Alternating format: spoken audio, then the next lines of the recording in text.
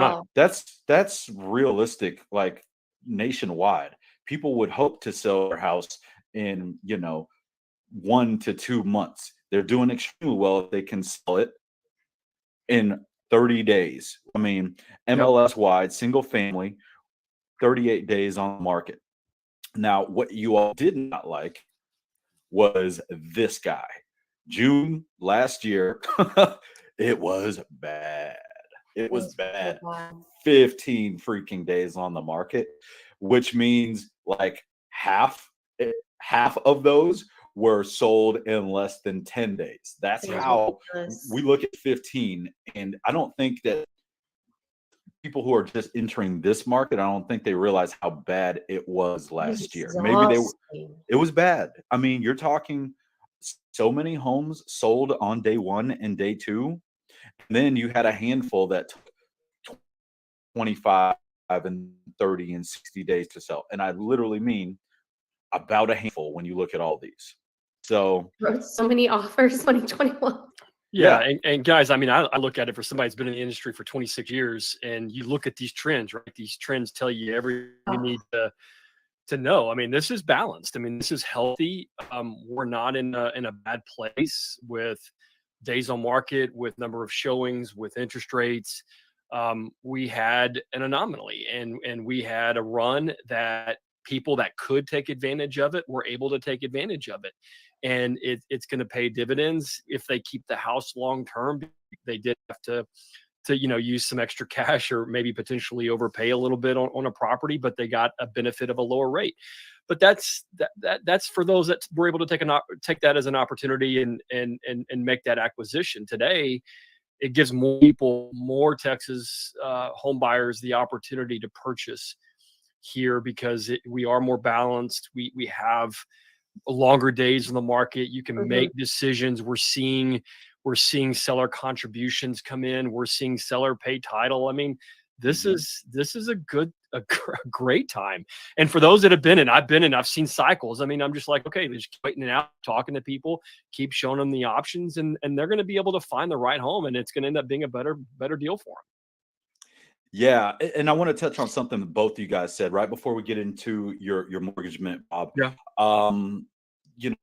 Skylar, you spoke of you want to see what the asking prices are and how many of our listings are being decreased in asking price and what people are paying for them. This shows you right now. I mean, this is pretty much what we have expected.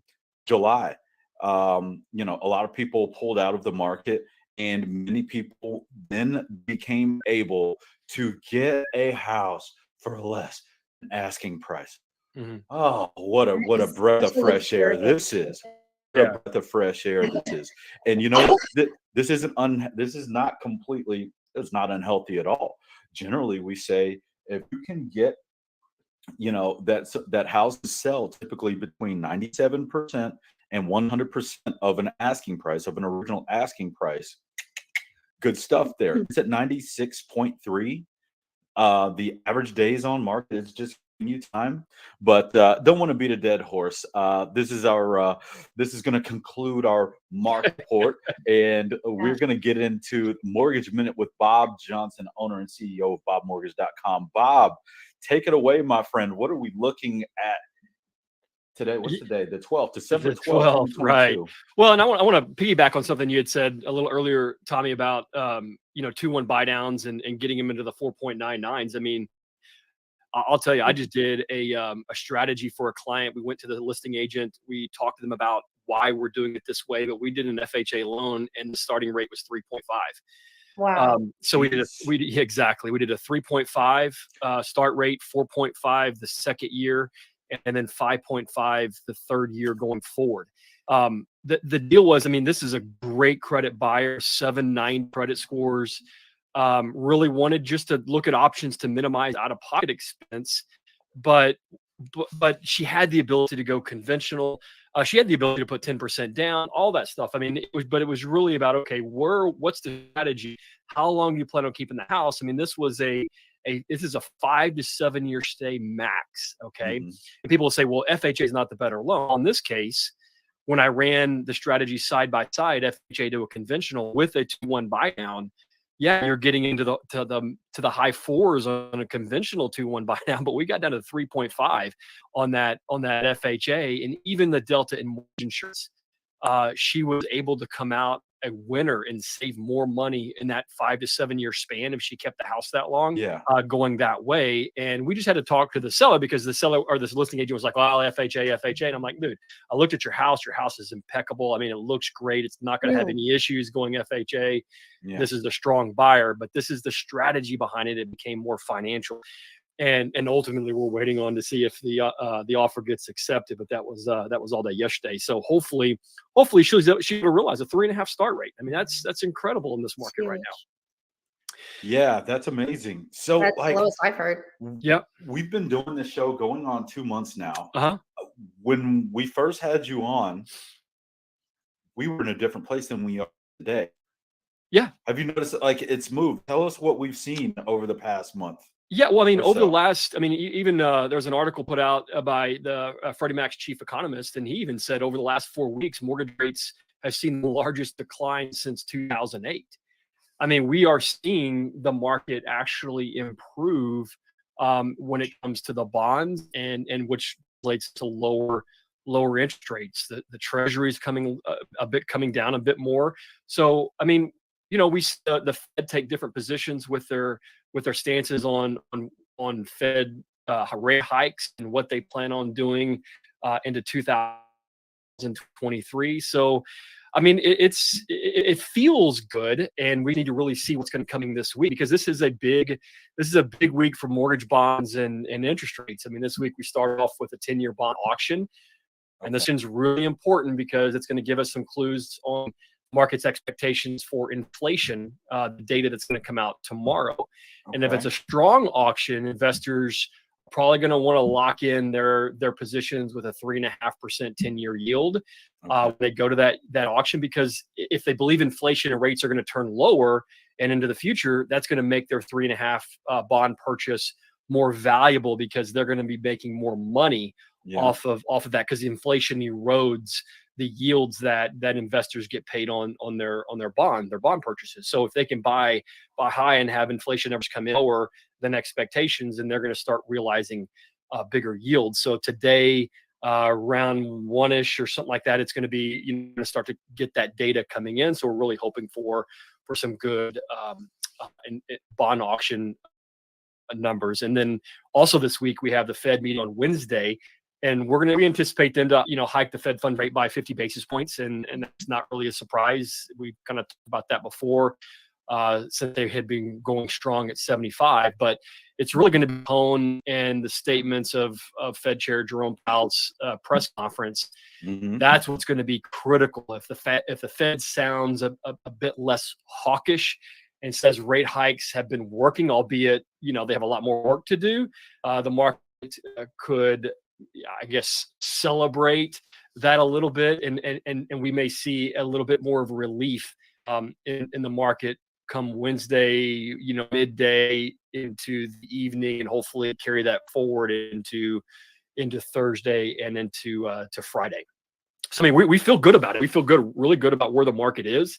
We're in a really tight range. We talked about that in the last one, ceilings and floors of support. We're in a really good tight range right now. We have some positive upside if it breaks out to get a good run, and that could also improve another quarter point to a half a point in interest rates. I mean, that could happen later this week. So on a regular 30-year fixed conventional, are we locking people in that this week, or is it today? Yeah, we're getting them into the fives if they're willing to pay some points, right? I mean, it's just really, we're back. It's really about strategy, right? Do you pay points, not pay points? Because again, remember, we're definitely feeling that we're going to be seeing some rates coming down towards the end of next year, definitely in the first and second quarter of 2024. So again, if we're having to pay points to get into the fives, but then we could wait a year and not have to pay points, would it make sense to refi if you're going to keep that house long term? And that's just how the conversation goes. If they're going to keep it 3 to 5 years, then we're making a different plan. If they're keeping it 15 years, then we can look at that the advantage of refinancing. Even though there's costs there, you have more time to recoup the cost through lower interest rates. Yeah. I love it. Yeah. I love it. Well, I mean, I say I love it, and that is mainly because we're not talking necessarily about regular rates being like over 7. That was hard to get people Oh, no. excited about. When you say sub 6, under 6, I think people can stomach that. Well, no, I know people can stomach that a lot easier. Yeah, absolutely. I mean, it just means they have more of their disposable income to go towards a house payment. I mean, it could be a couple of $100, $3, $4, $5. It means a lot to a lot of people. So as those rates come down, it just gives them more freedom to either buy in their price point and have more of that disposable income to live off of or save or do all that kind of stuff. Or what we see is sometimes they try to size up and they still can do it because of that rate coming down. So it's been good. I appreciate it, Bob. Let's jump into our home of the week. I've got an exciting one for us this morning. And we're going to go into Prosper. All right. And this one is 1601 Gentle Way. All right. And it sits on a little bit over an acre. Oh boy, hold on. I'll tell you what. I'm like, what's going on with this layout? Hold on. Let me take that off and let's restart it. But 1601 Gentle Way, as you can see, it's beautiful. You can hardly call this Mediterranean style. This is like true Southwestern. It's like true Southwestern. All right. Now this home is in Gentle Creek, is one of the first and most prestigious communities in Prosper. All right. And it's over 16 square feet and sits on more than an acre. I actually showed this home earlier this year. The asking price is now $2,975,000. Okay. It's been on the MLS about 170 days. They've moved down the price from over 3.1 million. Wow. Yeah, I love this house. Yeah, the special thing about this home is it actually has a separate living quarters, a casita, if you will, Yeah, Oh, nice. or mother-in-law suite on the other side of the home. request. There was a lot to unpack there. I mean, let's just start here, right? well, I'll go back. I mean, I'll go back to the beginning, the aerial view. You saw all these homes and look at them. That home stands out. Yeah. I mean, it pops. So when you're looking, you're like, hey, I got this and I got this. I'm like, oh my gosh, look at that house. Look at that whole space. It's designed for entertaining. Look at their driveway. Yeah. Look at the walking path in the backyard. I noticed that when I started looking at it. There's a walking path around the whole thing. Well, this is actually on Gentle Creek Golf Course. Yeah. So, are you? No, Right I'm about around the pool area. Yeah. Oh, I see. Okay, Yeah. around the pool On area. the perimeter of it. Yeah. Yeah, man. This is 1.18 acres, and it's just it really is.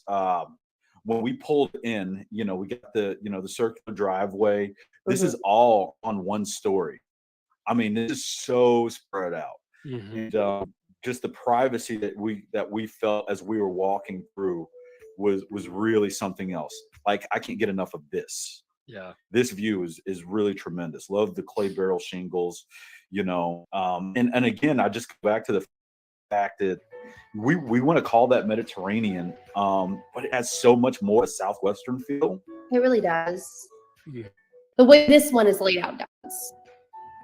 Right. I mean, there's a sag in this home that is unreal. I love that the inside, though, didn't go too much in any direction as far as a Mediterranean or a Spanish or like a Southwest. Sometimes, especially luxury, you get too taste specific. And it makes it very, very challenging a resale. And I just think this is beautifully timed. I think it's very approachable. It can go in so many different directions. Yeah, they kept that the elevation, if you will, the style of the exterior. Mm-hmm. You would not expect this on the inside of it unless you knew that was, Yeah. you just wouldn't expect. You would expect Southwestern or Mediterranean on the inside. I mean, homes, there's some homes that were, Mediterranean on the outside. You go in and you see your terrazzo floors. You're like, oh, yeah, because you're not fond about those, the clay tiles that, Yep. It's a lot. I prefer to keep that to the exterior and then go full on however you want. And they've obviously chosen modern, traditional for the interior here.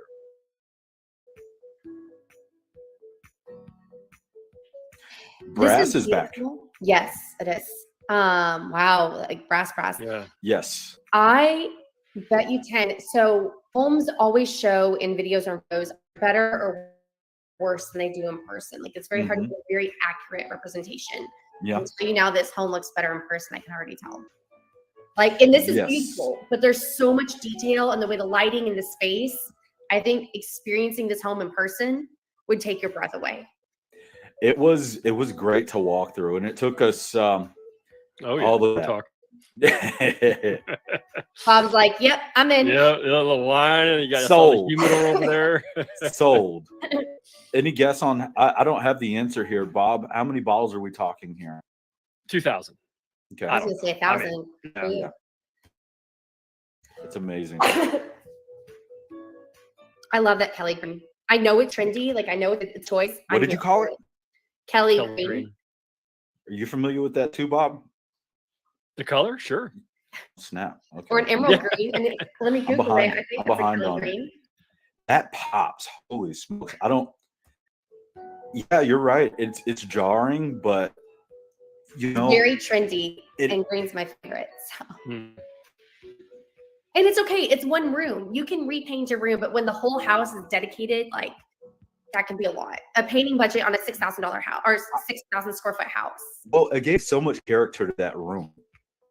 You can get away with it, especially in studies and high character rooms. Oh my goodness! I mean, details.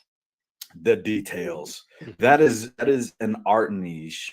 And the accent that they used for the art niche is crazy. It feels very deco to me. There you go. I wouldn't know what to say about that. I don't know what to say about that. You'll have to enlighten me later on that. Goodness gracious, look at that. Yeah. I love the lighting throughout this house. Yeah, I forgot all of this. I've seen, plenty of homes since then, but I love what they've done with the accent walls. Oh yeah. Yeah, you're right, Skylar. It's our